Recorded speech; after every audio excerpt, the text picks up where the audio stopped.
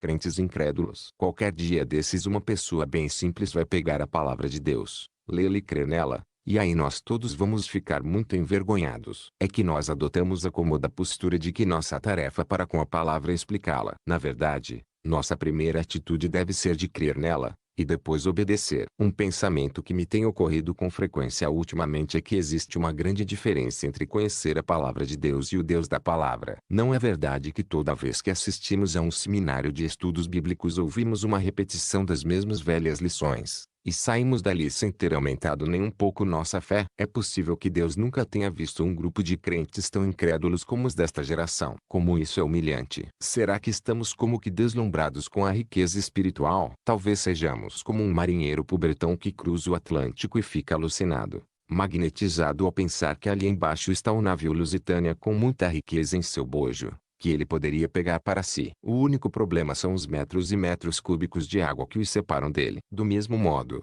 a Bíblia, que é o talonário de cheques do crente, que lhe é dado pelo Senhor da Glória, garante: tudo é vosso, e vós de Cristo, e Cristo de Deus. Estou me sentindo fortemente insatisfeito com a pobreza espiritual que nós, os crentes, estamos vivendo na atualidade. Quantas vezes vamos a uma reunião de oração e ouvimos uma frase tão comum: Senhor, tu podes fazer isso, referindo-se a um determinado pedido. Mas tal afirmação é fé? Não, é apenas o reconhecimento da onipotência de Deus. Eu creio que o Deus vivo, o Senhor da Glória, pode transformar essa escrivaninha onde estou escrevendo em ouro, mas isso, transformar água em vinho ou madeira em ouro, é coisa que está dentro da capacidade dele. Mas ele transformou água em vinho quando houve necessidade disso. Neste momento, por exemplo, $1 milhão me seria muito útil, e não gastaria nenhum centavo para mim mesmo. Nem teria do que me envergonhar naquele dia. Na verdade, temos muita necessidade desse dinheiro. Mas afirmar que ele pode fazer a madeira se transformar em ouro não opera a transformação. E assim eu fico sem o dinheiro. Mas se, pela fé, eu disser, ele irá transformar essa mesa em ouro, aí o problema estará resolvido. Todos nós sabemos que o maior destes fé, esperança e amor, não é a fé. Mas por que ignorar o que é menor? Onde é que se vê a fé genuína hoje em dia? O que se vê é um mascaramento da fé. Um apelo que se ouve com frequência é: cremos que Deus deseja que estendamos a transmissão de nosso programa a mais 10 estações de rádio. Estamos esperando dele os fundos necessários para isso. Então, irmãos, escrevam-nos o mais breve possível. Isso pode até ser uma afirmação de fé, só que com indiretas, e não é dirigida apenas para Deus. Nós, os crentes, gostamos muito de citar superficialmente aquele versículo: e o meu Deus, segundo a sua riqueza em glória, há de suprir cada uma, que palavras extraordinárias, de vossas necessidades. Filipenses 4:19. Mas será que realmente acreditamos nele? Acredito que poderíamos acrescentar um adendo ao capítulo 11 de Hebreus, sem querer com isso diminuir o valor dele,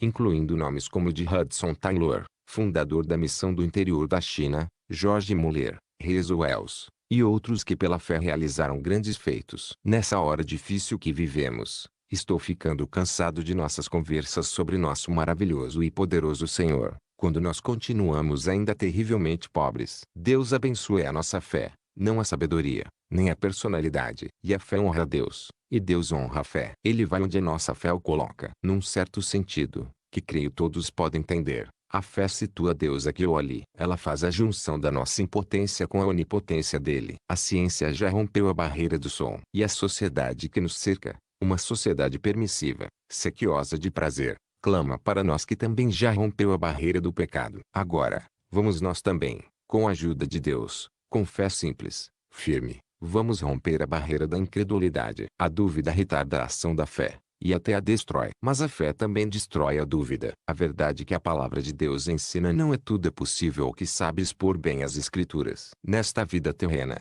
será inútil tentar definir a pessoa de Deus, e, possivelmente, nem na eternidade conseguiremos entendê-lo, nem tampouco seus atos. Mas o que diz a Bíblia, esse livro que é tão imutável quanto seu autor, é: tudo é possível ao que crê. Muitas vezes ouvimos pessoas, que se candidataram a um emprego para o qual se julgavam altamente capacitadas, e foram rejeitadas, dizerem, não sem certa amargura: hoje em dia o que conta não é o que a gente sabe, mas quem se conhece. Não pretendo entrar no mérito da questão, com relação ao mundo dos negócios, mas tenho certeza de que no plano espiritual é a mais pura verdade. Os fatos que sabemos sobre Deus nestes dias dão para encher uma biblioteca. Não queremos com isso depreciar o verdadeiro conhecimento, e menos ainda a sabedoria que vem lá do alto. Mas conhecer fatos sobre Deus é uma coisa, conhecer a pessoa dele é outra muito diferente. Paulo não tinha nada, e, no entanto, possuía tudo. Que sublime paradoxo. Que abençoada pobreza. Esse grande homem era espiritualmente riquíssimo. O fato de estar edificando o reino de Cristo e de estar escrevendo os oráculos de Deus nunca lhe subiu à cabeça. E a despeito de tudo que fez,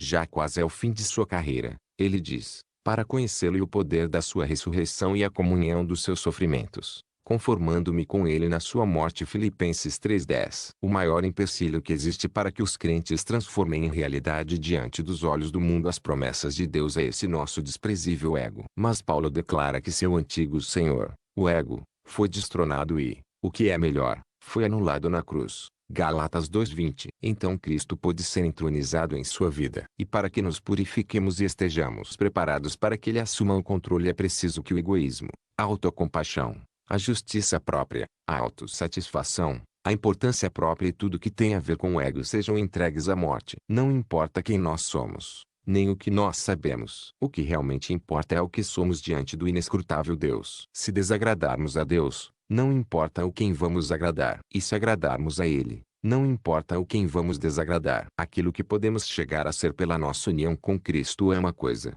mas aquilo que somos é outra muito diferente. Encontro-me profundamente insatisfeito com o que sou. Se você está satisfeito, então tenha compaixão deste seu irmão mais fraco, e ore por mim. Existe um tipo de fé que é natural, intelectual e lógica, e existe também a fé que é espiritual. De que adianta pregarmos a palavra, se no momento em que a anunciamos não temos uma fé viva para comunicar-lhe vida? A letra mata. Iremos nós adicionar mais morte à morte. O maior benfeitor do homem hoje será aquele que puder trazer o inestimável poder de Deus para esse cristianismo orgulhoso e sem poder que vivenciamos hoje. A promessa de Deus ainda está de pé. O povo que conhece ao seu Deus se tornará forte e ativo. Daniel 11:32. E se algum de nós conhecer a Deus, então coitado de você, Lúcifer.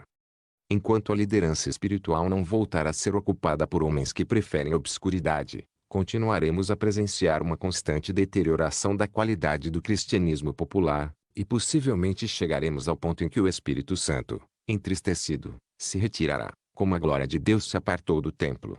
Nenhum homem é plenamente aceito enquanto não for, antes de tudo, totalmente rejeitado. Não me gabo de nada, a não ser da cruz de Cristo, pela qual o mundo foi crucificado para mim e eu fui crucificado para o mundo.